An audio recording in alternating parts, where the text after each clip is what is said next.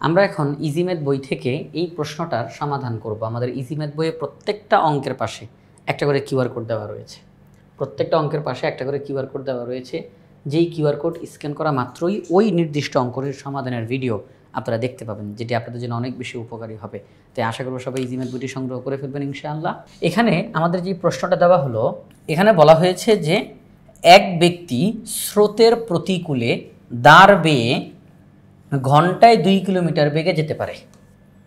স্রোতের বেগ ঘন্টায় 3 কিলোমিটার হলে স্রোতের অনুকূলে 32 কিলোমিটার যেতে তার কত সময় লাগবে? প্রশ্নটাকে আমরা আরেকবার পড়ব। চলেন আমরা প্রশ্নটা আরেকবার পড়ে ফেলি। এক ব্যক্তি স্রোতের প্রতিকূলে দাঁড় বেয়ে ঘন্টায় 2 কিলোমিটার বেগে যেতে পারে। স্রোতের বেগ ঘন্টায় 3 কিলোমিটার হলে স্রোতের অনুকূলে 32 কিলোমিটার যেতে তার কত সময় লাগবে? এখানের মধ্যে স্রোতের প্রতিকূল, স্রোতের অনুকূল দুইটা কথাই কিন্তু বলা হয়েছে। একটু জানা দরকার যে স্রোতের প্রতিকূল আর অনুকূল জিনিসটা কি। আমি যেদিকে যাচ্ছি স্রোতও যদি সেদিকেই যায়, অর্থাৎ দুইটা জিনিস যদি একই দিকে, আমি যেদিকে যাচ্ছি স্রোতও সেদিকেই যাচ্ছে, তাহলে এটাকে বলা হবে স্রোতের অনুকূল। স্রোতের অনুকূল অর্থাৎ স্রোত যেদিকে আমিও সেদিকেই যাচ্ছি, স্রোত যেদিকে আমিও সেদিকেই যাচ্ছি, তাহলে এটাকে বলা হবে স্রোতের অনুকূলে আমি যাচ্ছি। আর যদি এমন হয় স্রোত যেদিকে যাচ্ছে আমি তার উল্টা দিকে যাচ্ছি, অর্থাৎ একটা সংঘর্ষ হচ্ছে, কিন্তু স্রোত যেদিকে যাচ্ছে আমি তার উল্টা দিকে যাচ্ছি, তাহলে একটা সংঘর্ষ হচ্ছে, তখন এখানে আমি বাধাপ্রাপ্ত হব। আমি কি হব? বাধাপ্রাপ্ত হব। স্রোতের কিছুই হবে না, আমি বাধাপ্রাপ্ত। আমি তো ছোট মানুষ, তাই না? নৌকা দিয়ে যাচ্ছি, নৌকাটা ছোট্ট একটা নৌকা। তো এখানের মধ্যে যেই বিষয়, স্রোত যেদিকে যাচ্ছে নৌকা যদি সেদিকেই যায়, তাহলে এটাকে বলা হয় স্রোতের অনুকূলে যাওয়া। হ্যাঁ, আর স্রোত যেদিকে যাচ্ছে নৌকা যদি তার উল্টা দিকে যায়, তাহলে এটাকে বলা হবে স্রোতের প্রতিকূলে যাচ্ছে, আর তখন বাধাপ্রাপ্ত হবে। স্রোতের অনুকূলে গেলে স্রোতের সাহায্য পাওয়া যাবে, সেটা আমাদের জন্য আরও ভালো হবে। আর স্রোতের প্রতিকূলে গেলে এখানে নৌকা বাধাপ্রাপ্ত হবে, নৌকার স্পিড কমে যাবে, নৌকা বেশি একটা আগাইতে পারবে না, কারণ নৌকা আগাইতে চাবে স্রোত তাকে পিছিয়ে দিবে, নৌকা আগাইতে চাবে স্রোত তাকে পিছিয়ে দিবে। অর্থাৎ নৌকা যতটুকু আগায় স্রোত আবার তাকে কিছুটা জায়গা পিছিয়ে দেয়, নৌকা কিছুটা আগায় আবার স্রোত তাকে কিছুটা পিছিয়ে দেয়। এভাবে করে বাধাপ্রাপ্ত হতে হতে তখন নৌকার তার গন্তব্যস্থলে পৌঁছাইতে অনেক বেশি সময় লেগে যায়, কারণ স্রোত তাকে বারে বারে বাধা দিয়ে পিছনের দিকে নিয়ে যাচ্ছে, আর নৌকা অনেক কষ্ট করে অল্প অল্প করে সামনের দিকে আগাইতে পারতেছে, এতে করে সময় বেশি লেগে যায়। তো এখন দেখেন এখানের মধ্যে বললো যে এক ব্যক্তি স্রোতের প্রতিকূলে দাঁড়বে নৌকা দিয়ে, হ্যাঁ নৌকা দিয়ে, নৌকা ওই যে বৈঠাবে, তো সে ঘন্টায় 2 কিলোমিটার বেগে যেতে পারে। কখন কখন? স্রোতের প্রতিকূলে।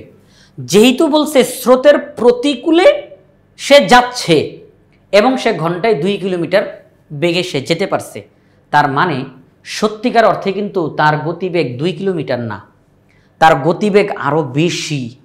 কিন্তু স্রোতের প্রতিকূলে যাওয়ার কারণে, স্রোত তাকে বাধা দেওয়ার কারণে সে পিছায়া যাচ্ছে, সে বেশি একটা আগাইতে পারতেছে না। সে যতটুকু আগায় স্রোত তাকে আবার কিছুটা পিছায়া দেয়, সে আগায় স্রোত আবার তাকে কিছুটা পিছায়া দেয়। এই যে একটা যুদ্ধ, অনেক একটা পরিশ্রম, এর মাধ্যমে দেখা যাচ্ছে সে ঘন্টায় 2 কিলোমিটার সামনে এগোতে পারে।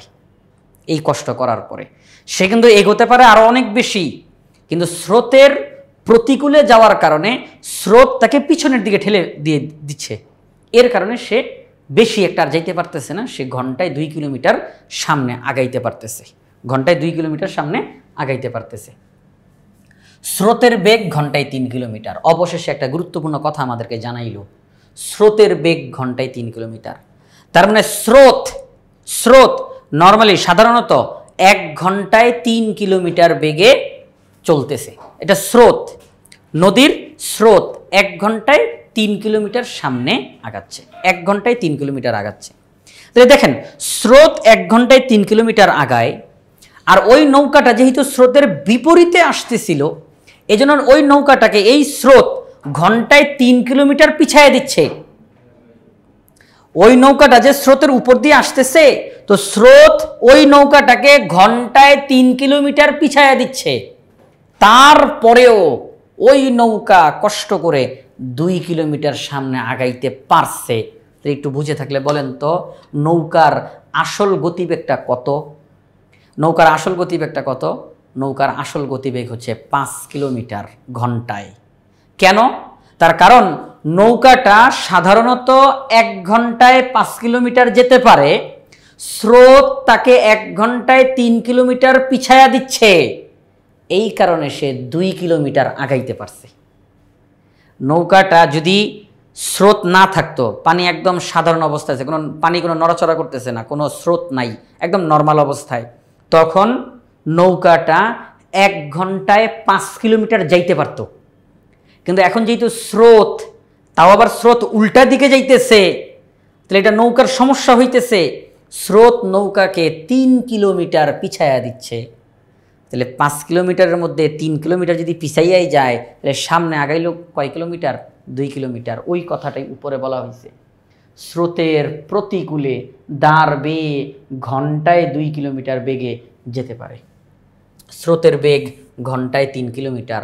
আপনারা একটা জিনিস খেয়াল করেন, সেটা হচ্ছে, এটা বুঝবেন খুব ভালোভাবেই, যে ধরেন আপনি আপনার বাসা থেকে স্কুলের দিকে যাচ্ছেন, রাস্তা দিয়ে হেঁটে হেঁটে যাচ্ছেন, এমন টাইমে প্রচণ্ড জোরে বাতাস শুরু হয়েছে, মানে বৃষ্টির আগ মুহূর্তে প্রচণ্ড জোরে বাতাস শুরু হয়েছে, এবং সেই বাতাসটা আপনি যে স্কুলের দিকে যাচ্ছেন, বাতাসটাও ওই দিকেই যাচ্ছে, স্কুলের দিকেই যাচ্ছে বাতাসটা। তাহলে সেই ক্ষেত্রে তখন কিন্তু নিজেকে অনেক হালকা মনে হয়। কেন? বাতাসটা যে আপনাকে পিছন দিক থেকে ঠেলে ঠেলে সামনের দিকে নিয়ে যাচ্ছে, আর আপনিও কিন্তু সামনের দিকে যাইতে চান। আপনি যাইতে চাইতেছেন স্কুলের দিকে, বাতাসটাও স্কুলের দিকেই যাইতেছে পড়ালেখা করার জন্য। এমনি মজা করে বললাম। তো বাতাসটাও স্কুলের দিকে যাচ্ছে, আপনিও স্কুলের দিকে যাচ্ছেন, তখন তো নিজেকে অনেক হালকা মনে হবে, হাঁটার স্পিড বেড়ে যাবে। কেন? কারণ বাতাসটা আপনাকে সাহায্য করতেছে, আপনাকে ঠেলে ঠেলে সামনের দিকে আগায় নিয়ে যেতেছে। তাই আপনিও সামনে যেতে চাইতেছেন, বাতাসও সামনে নিয়ে যেতেছে, তখন আপনার নিজেকে অনেক হালকা মনে হয় এবং হাঁটার স্পিড বেড়ে যায়। ঠিক একই জিনিস যদি উল্টাভাবে ভাবেন, আপনি স্কুল থেকে বাসার পথে আসতেছেন, স্কুল থেকে বাসার পথে আসতেছেন, কিন্তু বাতাস প্রচণ্ড জোরে স্কুলের দিকেই যাচ্ছে, তখন আপনার কিন্তু সামনের দিকে এগোতে কষ্ট হয়, মনে হয় যে আমি তো সামনে আগাইতে খুব কষ্ট হইতেছে, নিজেকে অনেক ভারী লাগে, বাতাসের কারণে বাধাপ্রাপ্ত হইতেছেন। কারণ বাতাসটা অনেক জোরে স্কুলের দিকে যাচ্ছে, আর আপনি বাসার দিকে যাচ্ছেন, তখন আপনি বাধাপ্রাপ্ত হবেন, আপনার হাঁটার স্পিড কমে যাবে।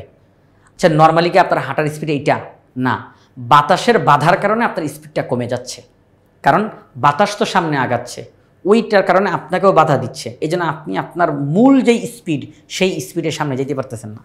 আশা করি আমি কথাটা বুঝে দিতে পারছি। এই একই জিনিস আপনি একটু এই স্রোতের ক্ষেত্রেও ভাবেন।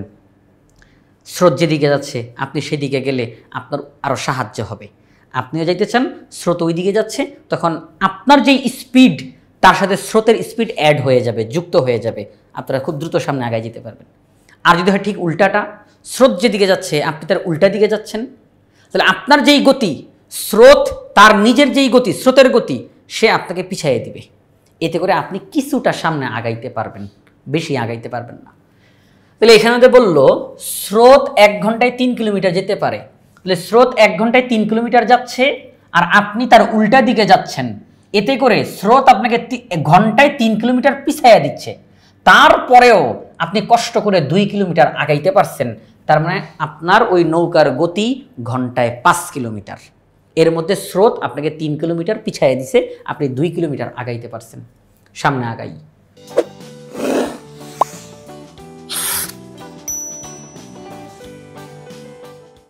স্রোতের অনুকূলে 32 কিলোমিটার যেতে তার কত সময় লাগবে? স্রোতের অনুকূলে, তার মানে স্রোত যেদিকে যাচ্ছে আপনিও সেদিকেই যেতে চান, এবং আপনার উদ্দেশ্য হচ্ছে আমি 32 কিলোমিটার যেতে চাই। তাহলে স্রোত যেদিকে যাচ্ছে আপনিও সেদিকে যাবেন, 32 কিলোমিটার যেতে চান। তাহলে আপনার গতি কিন্তু 5 কিলোমিটার। যদি স্রোত না থাকতো, পানি একদম স্থির অবস্থায় আছে, কোনো দিকে সে আর কি মুভ করতেছে না, একদম স্থির, তাহলে তখন আপনার গতি ঘন্টায় 5 কিলোমিটার। কিন্তু যদি জিনিসটা এমন হয় যে স্রোত যেদিকে যাচ্ছে আপনিও সেদিকে যাইতে চান, তাহলে আপনার গতি 5 কিলোমিটার, স্রোতের গতি 3 কিলোমিটার, তাহলে আপনি নিজে নৌকা চালায়া যাবেন ঘন্টায় 5 কিলোমিটার, আর স্রোত আপনাকে ঠেলে ঠেলে আরো 3 কিলোমিটার সামনে আগাই দিবে। তাহলে আপনি 1 ঘন্টায় আসলে কতটুকু যাইতে পারবেন? 8 কিলোমিটার। কারণ আপনি নিজে নৌকা দাঁড় বেয়ে ঘন্টায় 5 কিলোমিটার যাবেন, স্রোত আপনাকে ঠেলে ঠেলে আরো 3 কিলোমিটার সামনে আগাই দিবে। তাহলে আপনি ঘন্টায় 8 কিলোমিটার যেতে পারবেন। তাহলে 32 কিলোমিটার যেতে 4 ঘন্টা সময় লাগবে। অঙ্ক তো আমরা মুখে মুখে করে ফেলছি। তারপরে আসেন আমরা এখন লিখে লিখে দেখাই। আশা করি আপনারা সবাই প্রশ্নটা বুঝতে পারছেন। আমি মূলত প্রশ্ন বোঝানোর পিছনে সময়টা বেশি ব্যয় করতে চাই, কারণ আমরা যদি প্রশ্ন খুব ভালোভাবে বুঝি তাহলে সমাধান আমরা নিজেরাই করে ফেলতে পারবো ইনশাআল্লাহ। এখন প্রশ্ন না বুঝে তো সমাধান করা যাবে না, এই জন্য প্রশ্নটা বুঝতে হবে। এই জন্য প্রশ্ন আমি যখন প্রশ্নটা পড়াচ্ছি তখন সেখানে সময়টা বেশি ব্যয় করতেছি। প্রশ্ন বুঝি আগে, ঠিক আছে? আচ্ছা, তো এখন আসলে আমরা লিখি।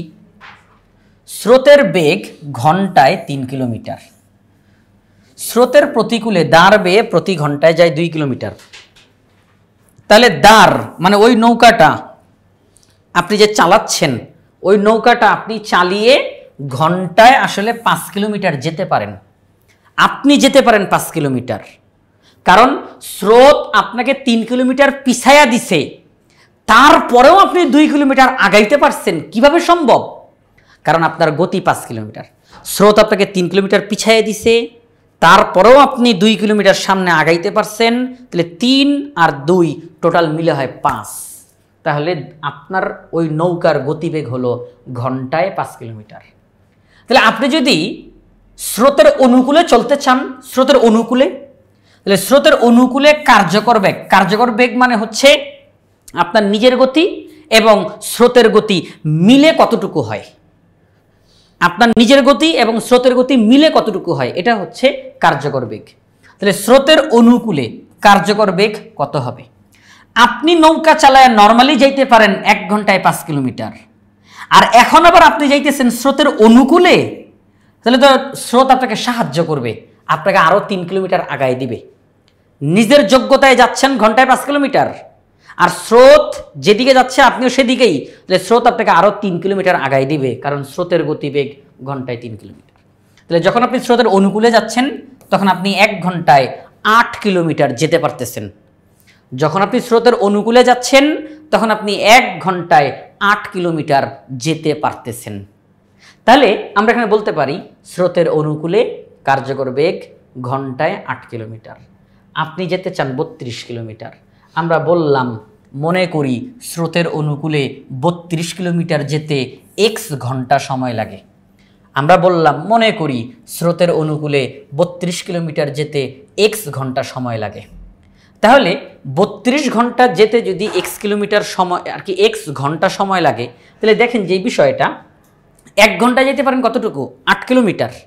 1 ঘন্টা যেতে পারেন 8 কিলোমিটার। তো আপনি যাইবেন x ঘন্টা, আপনি 1 ঘন্টায় যান 8 কিলোমিটার। 8 কিলোমিটার, তাহলে x ঘন্টায় কতটুকু যাইবেন? কারণ আমরা এখানে ধরে নিছি যে আপনি 32 কিলোমিটার যাইতে x ঘন্টা লাগে। 32 কিলোমিটার যাইতে x ঘন্টা লাগে, তো এটার দিকে তাকাইয়েন না। আপনি 1 ঘন্টায় যেতে পারেন 8 কিলোমিটার। 1 ঘন্টায় যেতে পারেন 8 কিলোমিটার, তাহলে x ঘন্টায় কতটুকু যাইবেন? আপনি x ঘন্টায় তখন যাবেন 8x কিলোমিটার। আপনি 1 ঘন্টায় যদি 8 কিলোমিটার যান তাহলে x ঘন্টায় যাবেন 8x কিলোমিটার। আমরা বললাম যে 32 কিলোমিটার যাইতে x ঘন্টা লাগে, তাহলে আমরা বলবো এই 8x মানেই 32, এই 8x মানেই 32, কারণ x ঘন্টায় 8x কিলোমিটার যাওয়া যায়। 32 কিলোমিটার যেতে x ঘন্টা সময় লাগে, এটাও x এটাও x। তাহলে এই x ঘন্টায় যদি 8x কিলোমিটার যাওয়া যায়, এই x ঘন্টায় যদি 32 কিলোমিটার যাওয়া যায়, তার মানে এই 32 মানে এই 8x, 8x মানে 32, দুইটা একই জিনিস। আর যদি এটা আপনাদের কাছে কঠিন লাগে, দেখেন এটা যদি কঠিন লাগে তো আপনারা অন্যরকমভাবে করতে পারেন। সেটা কি?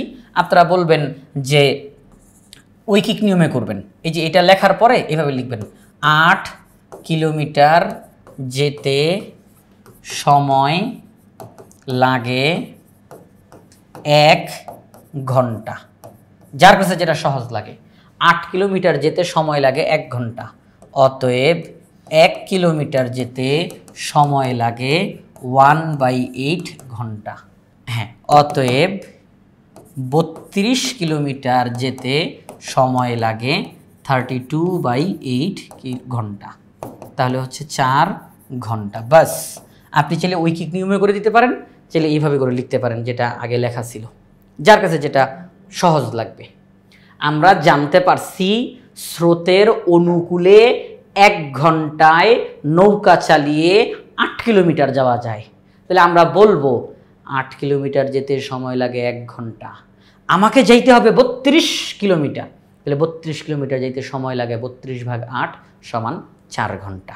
আশা করি বিষয়টা ক্লিয়ার। তাহলে আমি এখন একটা কাজ করি, সম্পূর্ণ অঙ্কটা একবারে বলে দিই। হ্যাঁ, একজন ব্যক্তি স্রোতের প্রতিকূলে দাঁড় বেয়ে ঘন্টায় 2 কিলোমিটার বেগে সামনে যেতে পারে। সে কিন্তু স্রোতের প্রতিকূলে চলতেছে, তারপরেও কষ্ট করে সে ঘন্টায় 2 কিলোমিটার বেগে সামনে আগাইতে পারছে। স্রোতের বেগ ঘন্টায় 3 কিলোমিটার। তাইলে যখন লোকটা স্রোতের প্রতিকূলে নৌকা চালাইতেছে, স্রোত ঘন্টায় 3 কিলোমিটার সামনে আগায়, আর নৌকাটা স্রোতের উল্টা দিকে যাইতে চাইতেছে, তাহলে স্রোত তো নৌকাকে নিয়ে চলে যাবে। তাহলে স্রোত নৌকাকে নিয়ে 1 ঘন্টায় 3 কিলোমিটার সামনে আগায় গেছে, কিন্তু নৌকা তো সামনে আগাইতে পারতেছে না স্রোতের কারণে, কারণ নৌকাকে স্রোত নিয়ে যাইতেছে পিছনের দিকে, 1 ঘন্টায় 3 কিলোমিটার নিয়ে গেছে। তারপরেও নৌকা 2 কিলোমিটার আগাইতে পারছে, তার মানে নৌকার গতিবেগ হচ্ছে 5 কিলোমিটার, কারণ স্রোত তাকে 3 কিলোমিটার পিছাই দিছে, তারপরেও নৌকা 2 কিলোমিটার আগায় গেছে, তার মানে নৌকার গতিবেগ আসলে 5। নৌকার গতিবেগ আসলে 5, সে 3 কিলোমিটার পিছায় গেছে, তারপরেও 2 কিলোমিটার আগাইতে পারছে, তাহলে মিলাই কত হয়? 5। তাহলে নৌকার গতিবেগ আসলে 5 কিলোমিটার। তাহলে নৌকার গতিবেগ 5 কিলোমিটার, স্রোতের গতিবেগ 3 কিলোমিটার, স্রোতের অনুকূলে 32 কিলোমিটার যেতে কত সময় লাগবে? স্রোতের অনুকূলে 32 কিলোমিটার যেতে কত সময় লাগবে? আমরা দেখেন, নৌকার গতিবেগ 5 কিলোমিটার, স্রোতের গতিবেগ 3 কিলোমিটার, স্রোত যেদিকে যাচ্ছে নৌকা সেদিকে যাচ্ছে, তাহলে এখানে তো কোনো বাধা পাওয়ার তো কোনো বিষয় না, বরঞ্চ এখানে সাহায্য হবে, নৌকার আরও উপকার পাবে স্রোতের কাছ থেকে। তাহলে নৌকা যাবে ঘন্টায় 5 কিলোমিটার, স্রোত তাকে ঠেলে ঠেলে আরও 3 কিলোমিটার সামনে আগাই দিবে, তাহলে নৌকাটা 1 ঘন্টা পরে 8 কিলোমিটার সামনে পৌঁছে যাবে। তাহলে আমরা বলবো এখানের মধ্যে 8 কিলোমিটার যেতে পারে 1 ঘন্টায়, তাহলে 1 কিলোমিটার যেতে পারে 1/8 ঘন্টায়, অতএব 32 কিলোমিটার যেতে পারে 32/8 ঘন্টায়, তাহলে 4 ঘন্টায়। আশা করি ক্লিয়ার। তাহলে আমাদের এই প্রশ্নটা আমরা সমাধান করে ফেললাম আমাদের ইজি ম্যাথ বই থেকে। আমাদের ইজি ম্যাথ বইয়ে প্রত্যেকটা অঙ্কের সাথে একটা করে কিউআর কোড দেওয়া রয়েছে, যেটা আপনাদের জন্য অনেক বেশি উপকারী হবে। তাই আশা করব সবাই ইজি ম্যাথ বইটি সংগ্রহ করে ফেলবেন ইনশাআল্লাহ।